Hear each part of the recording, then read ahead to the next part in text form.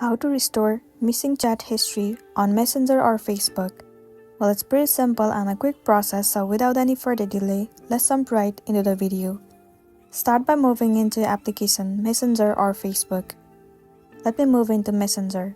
Make sure you are logged into a specific account. Once you have been logged in and you're in this page, tap on Menu at the bottom right corner of the screen. Now, simply move into Settings at the very top.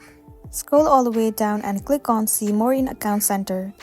In the section of Account Settings, head over to Your Information and Permissions. Tap on Download Your Information. Now select Download or Transfer Information.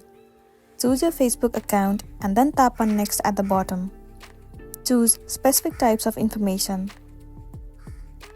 Now in this page, you have to select Messages and then tap on Next.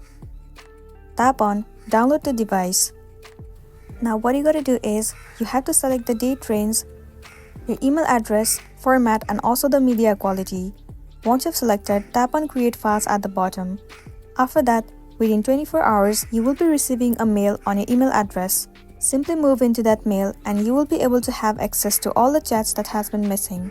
So that's a wrap for this video. If this video helped you, give it a like and check out our next tutorial. Thank you.